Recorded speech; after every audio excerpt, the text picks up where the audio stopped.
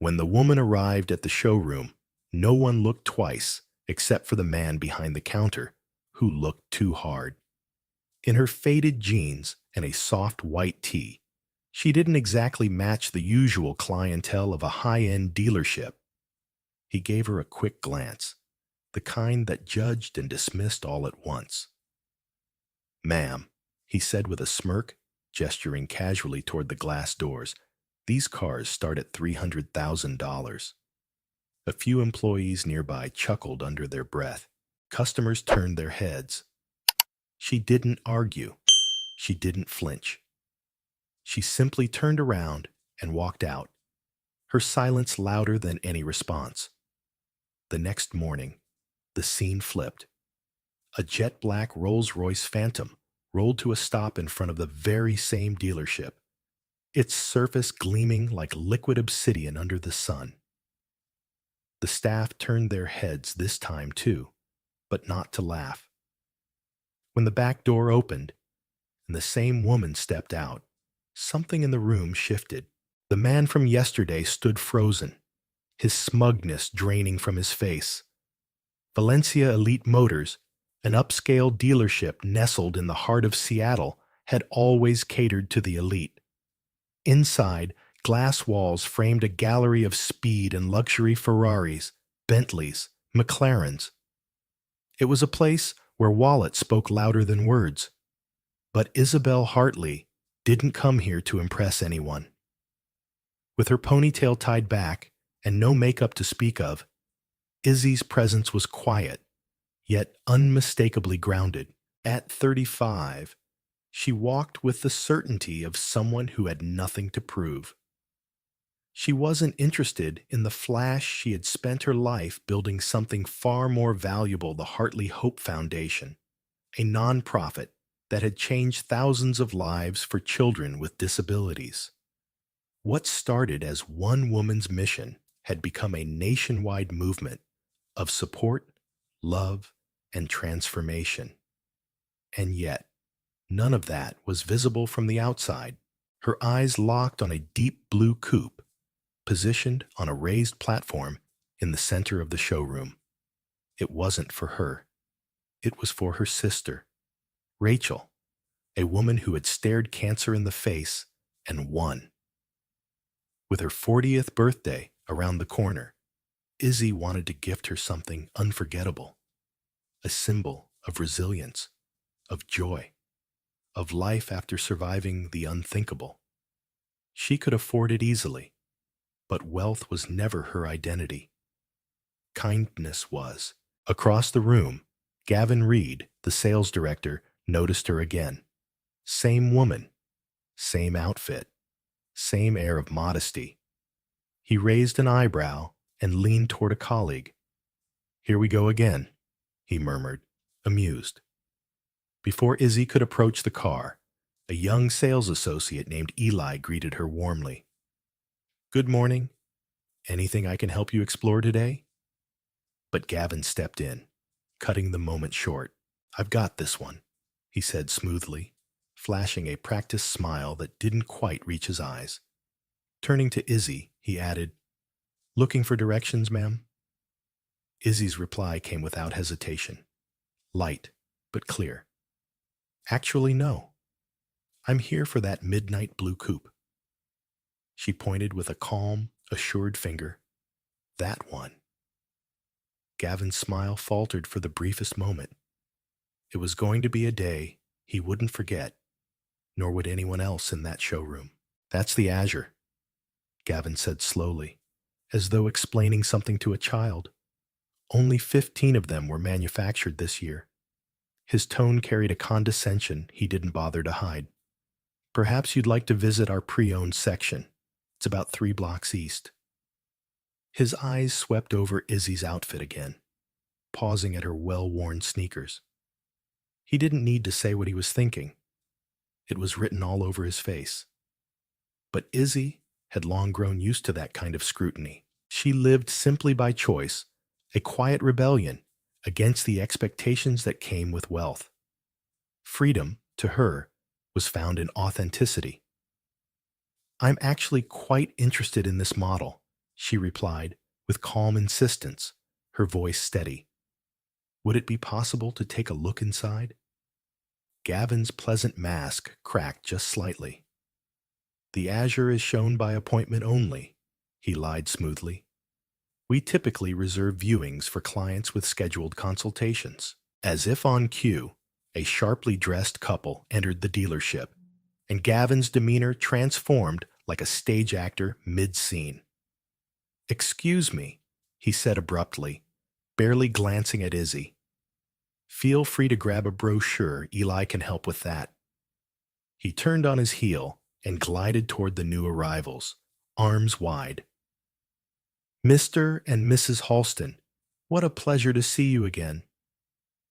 Left behind, Izzy was met with a sympathetic look from Eli. He couldn't have been more than 25, and his slightly oversized suit hinted that he was still new to this world. I'm really sorry about that, he said softly. Would you still like to hear more about the Azure? I would, thank you, Izzy replied warmly. As Eli launched into a detailed overview of the vehicle's specs, she noticed Gavin across the room, now escorting the Halstons directly to the Azure. With exaggerated flair, he opened the door and motioned for Mrs. Halston to step inside the very same vehicle he'd just said was off limits. Izzy glanced at Eli and offered a reassuring smile. It's all right. I understand how this works. Meanwhile, Gavin was deep in performance mode. This particular model, 8-month wait list, he said, voice low and confident. But I've set this one aside for our most distinguished clients. Mrs. Halston caressed the interior leather.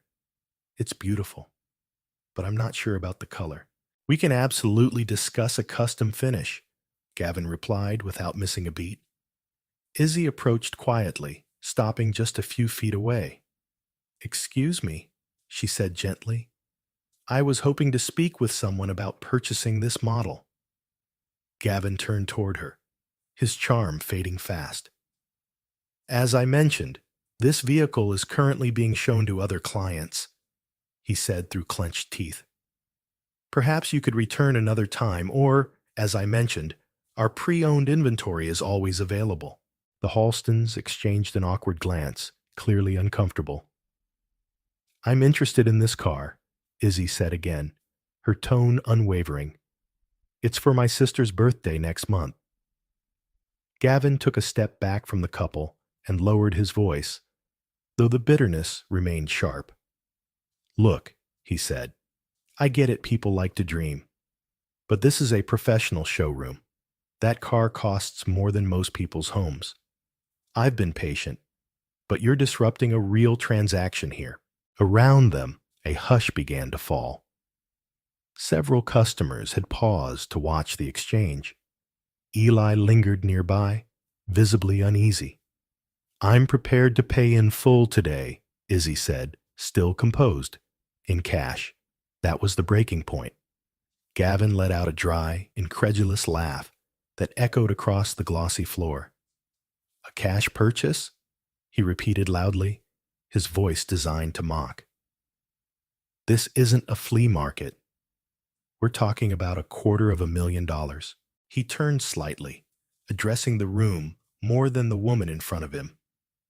People who can afford this kind of car don't come in looking like that. He waved a dismissive hand at her jeans and sneakers. For a moment, the heat rising in Izzy's face felt familiar, not shame, but anger. Not for herself. She'd survived worse. But for every person who had been made to feel small in rooms like this, simply because they didn't fit someone else's version of wealth. And she wasn't done yet. Ever been judged by what you're wearing? Izzy asked softly. Because I have. But I believe my money holds the same value as anyone else's. Gavin stepped in closer, his frame towering over hers. His patience had clearly run out. Let me be perfectly clear, he said, voice colder now, stripped of any remaining courtesy. You're wasting my time and making a scene. If you want to be taken seriously, you can schedule an appointment. Come back dressed properly, and then we'll talk. Otherwise, I suggest you leave." The entire showroom fell into a hush. The Halstons quietly stepped away from the vehicle, unease written across their carefully polished faces. And then a new voice cut through the silence. "Is there a problem here?" The man who had just entered was Richard Mason, the owner of Valencia Elite Motors. Drawn by the tension in the air, he approached calmly, but his eyes were sharp and observant. Gavin quickly straightened his tie. "No problem at all, sir," Gavin said quickly. "Just explaining our appointment-only policy to this lady."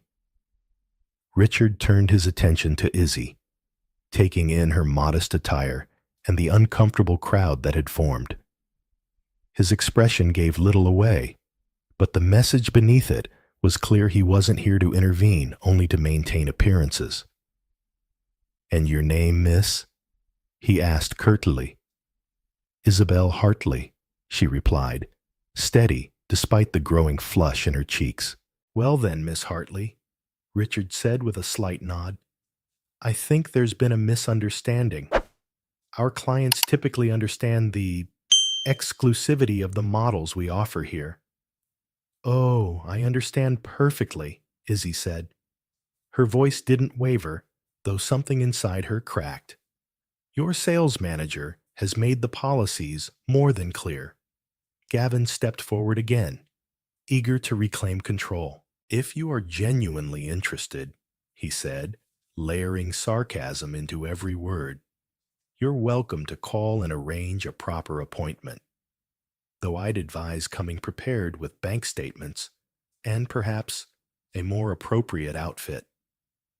He gestured broadly to the showroom around them.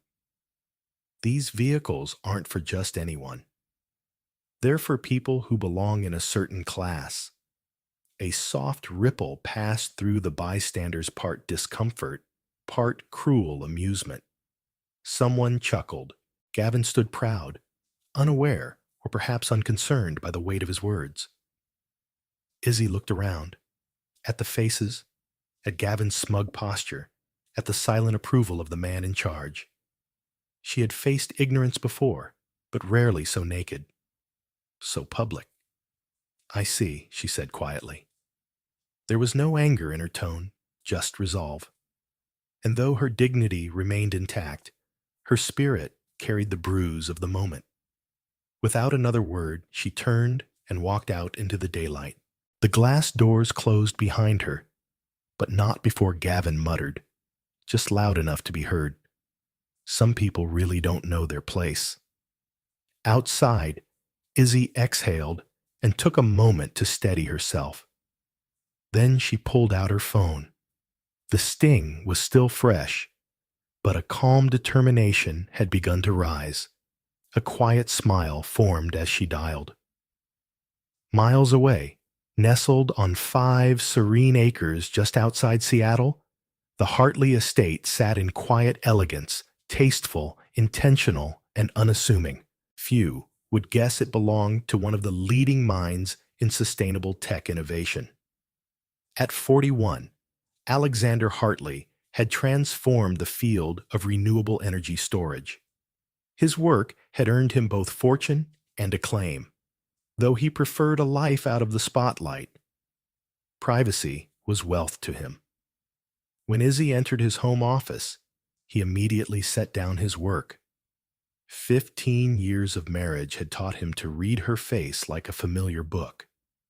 Something was wrong. What happened? He asked, standing from his desk and walking to her. Izzy sank into a nearby chair, the weight of the morning settling over her once more. It was eye-opening, she said, attempting a small smile that faltered before it could take hold. She recounted the experience, every dismissive glance, every condescending word, Gavin's sneer, the owner's cold indifference, the sting of being judged so carelessly, so publicly. Alexander didn't interrupt. He listened fully, deeply. His jaw tightened, but he let her speak until she'd said it all. "It's not about me," Izzy said at last, her voice quieter now. "I'll be okay. I know who I am. But how many others walk into places like that, get treated like they're nothing, and carry that pain with no way to prove otherwise?" Alexander nodded slowly.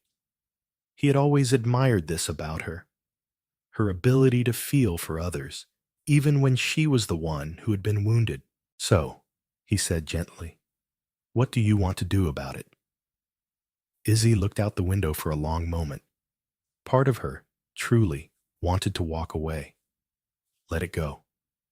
But the other part, the one that had built a foundation from the ground up, the one that believed in dignity for all, was beginning to stir. "I could just get Rachel's gift somewhere else," Izzy admitted, her voice quiet but thoughtful. "But then I think about Eli. He treated me with decency. He didn't care about my shoes or my clothes. And I think about everyone who gets looked down on just because they don't look wealthy enough to be respected." She looked directly at Alexander, her gaze steady. "People like Gavin need to understand worth isn't something you wear. And I'm not looking for revenge. I want awareness." Alexander leaned back slightly, nodding with a slow, knowing smile as something clicked into place in his mind. "I believe," he said, "we can manage both." Izzy raised an eyebrow. Nothing too theatrical, she warned, knowing her husband's tendency to go big when protecting her. "No buying the dealership and firing the entire staff?" she teased. Alexander chuckled. "Tempting, but no, nothing so cliché. I was thinking, maybe what they need is a little education." And so, side by side, they began shaping a plan. Not a scheme to humiliate, but a lesson to enlighten. Something more powerful than punishment, an experience that would stay with them long after. When the details were finalized, Alexander asked gently, "Are you sure you don't want to be there?" Izzy shook her head. "This isn't about me watching them get what they deserve. It's about helping them really see the kind of person they so quickly dismissed." Then she smiled. "But I do expect a full report." As the evening sun dipped below the horizon, casting long golden shadows across their quiet estate, Alexander picked up the phone and made a few purposeful calls. The wheels were set in motion. Tomorrow would not be just another day at Valencia Elite Motors. It would be a day of reckoning, not in cruelty, but in clarity. A lesson not just for Gavin Reed, but for everyone who had ever assumed too much based on too little. The next morning was stunning clear skies, a gentle breeze, and sunshine that kissed the streets just right. Gavin walked into the showroom with his usual swagger, straightening his iconic navy blue tie as he went. The memory of yesterday's little incident still amused him. He'd laughed about it over drinks, retelling the story like a joke, another case of someone dreaming too far above their means. Inside, the showroom sparkled. Exotic vehicles shimmered beneath strategically placed lighting, each car positioned to seduce the eyes. Gavin had just wrapped up the morning staff briefing, emphasizing a familiar mantra. "Remember," he told the team, "qualify your clients early. We're not being snobbish, we're being efficient. Not everyone belongs in this market." Eli remained quiet throughout the meeting, clearly uncomfortable. Gavin made a mental note to coach him later about reading customers more accurately. Then, at exactly 10:17, the air in the room shifted. The hum of a powerful engine rolled through the open glass facade, pulling every head toward the entrance. Conversations dropped mid-word. A vehicle unlike anything they'd seen before glided to a stop just outside.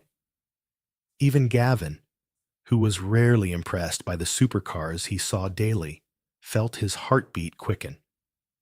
It was a Rolls-Royce Phantom, extended wheelbase. But not just any Phantom, this one had been custom commissioned, finished in an extraordinary shade of midnight blue that seemed to change with the light, like a moving ocean beneath moonlight. By conservative standards, it was worth well over $1.2 million. Is that? Richard Mason, the dealership's owner, had stepped from his office, eyes fixed on the scene outside.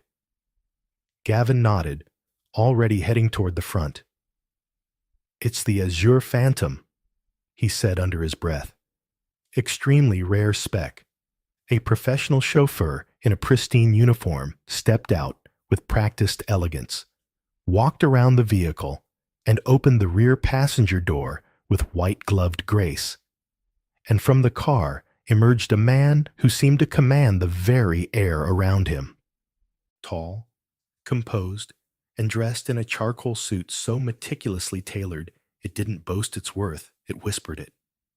His salt and pepper hair was perfectly styled, his shoes mirror-polished, and his presence magnetic. The room fell into silence. Everyone, including Gavin, stood still watching, wondering. Because this man was here for a reason, and his arrival was only the beginning of a message no one in that showroom would soon forget. His posture was calm, yet commanding. There was no arrogance in the way he moved, just the quiet authority of someone used to being listened to. Gavin's instincts kicked in immediately. This wasn't just another high-net-worth client. This was the kind of buyer luxury dealerships dreamed of, the kind who didn't just buy a car, but started long-term relationships worth millions. "Good morning, sir," Gavin called out smoothly, intercepting the guest before anyone else could. "Welcome to Valencia Elite Motors, Gavin Reed, sales manager. It's an absolute pleasure to have you with us today." The man gave him a measured look before offering a brief, polite smile, one that didn't quite warm his eyes. "Alexander Hartley," he said, extending a firm handshake. The name sparked something in Gavin's memory, but he couldn't quite place it. Not that it mattered. The custom Phantom parked outside had already confirmed the man's status. A client of this caliber didn't need a resume. "Mr. Hartley, what a privilege. May I show you our newest arrivals?" We just received a limited Alexander, held up a hand gently, stopping him mid-pitch. "I'm here for something specific. The Azure Coupe. Midnight blue." Gavin's face lit up. "Ah, excellent taste, sir. Only 15 produced this year. It would be my honor to I already know where it is," Alexander said evenly. "My wife came by yesterday to inquire about it." For a beat, Gavin faltered. He forced a smile. "Your wife? I don't recall, perhaps one of our associates." "No," Alexander replied, his voice cool but unmistakably firm. "You spoke with her. Or rather, you chose not to. Isabel Hartley. She wore jeans and a white t-shirt. You suggested she check the used car section."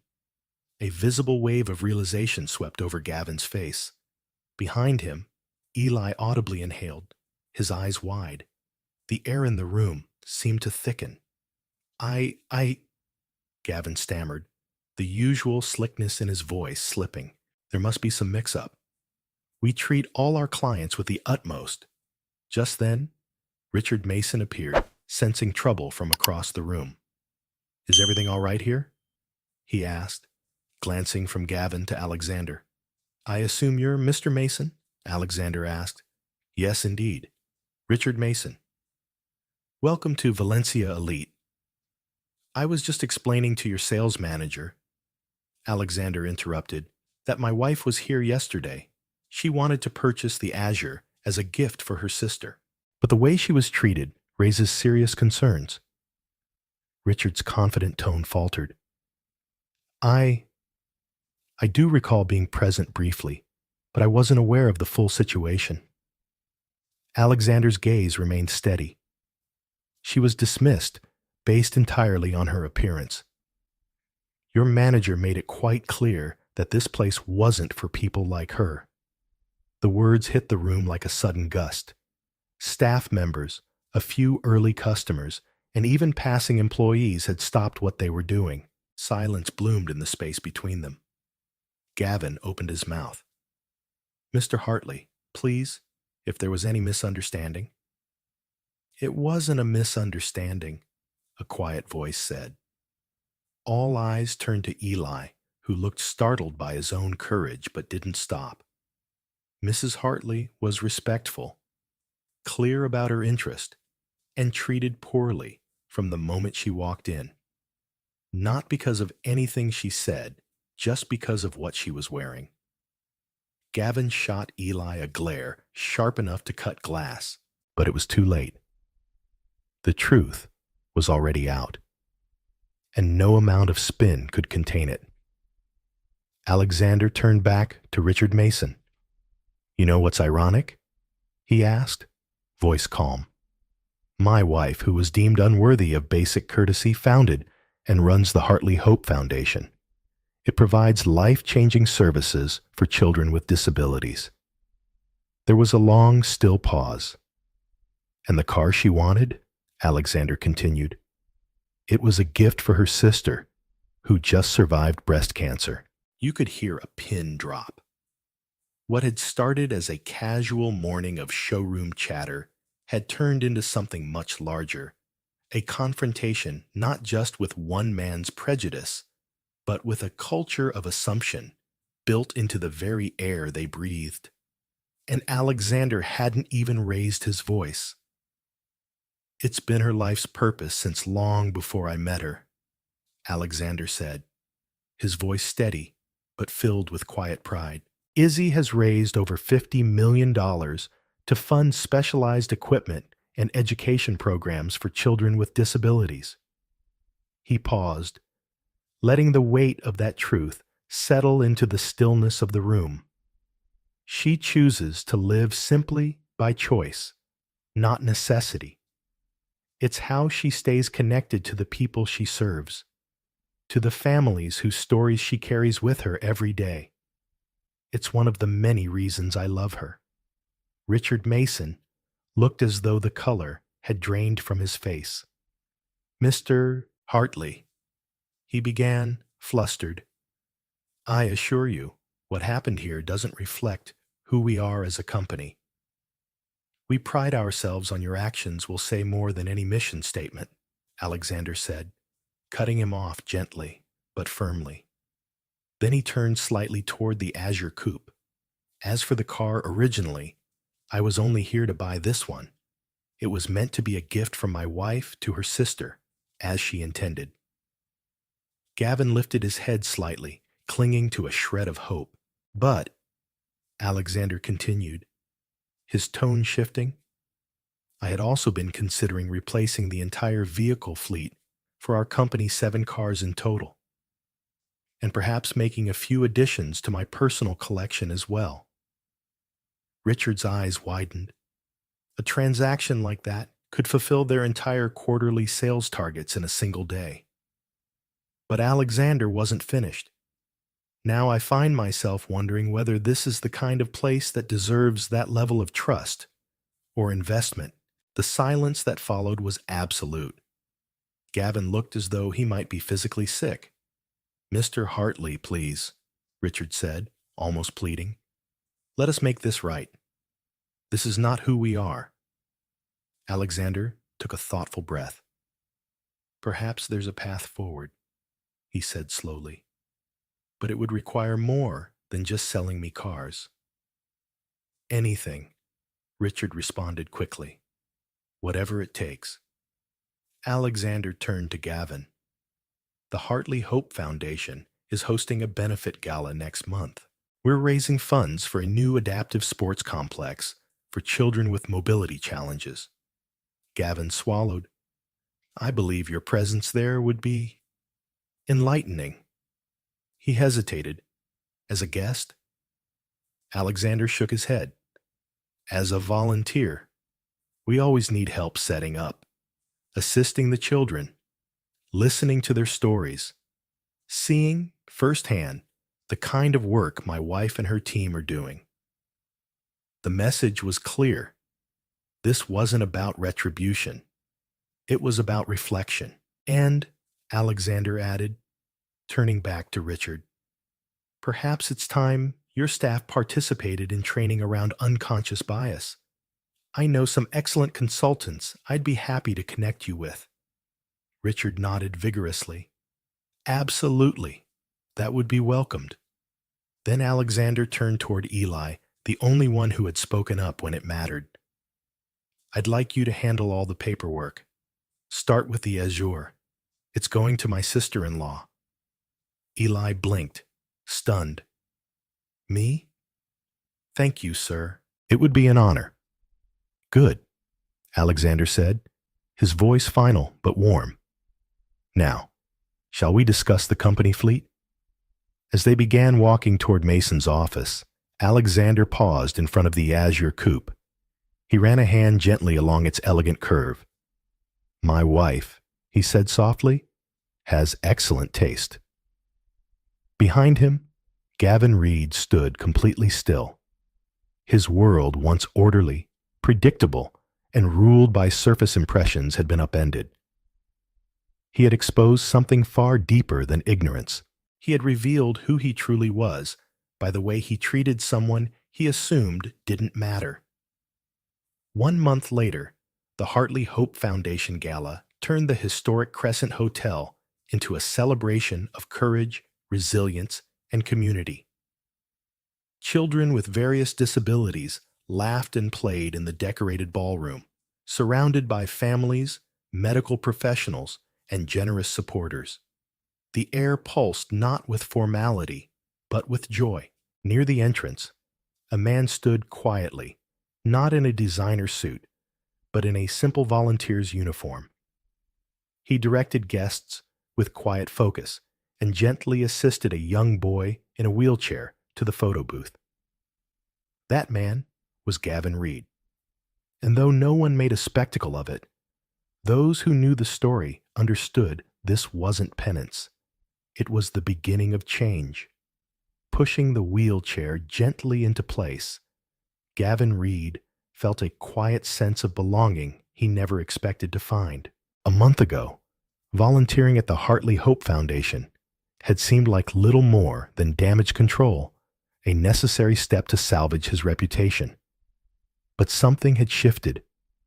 Day by day, as he showed up, listened, and learned, the role transformed from obligation to opportunity.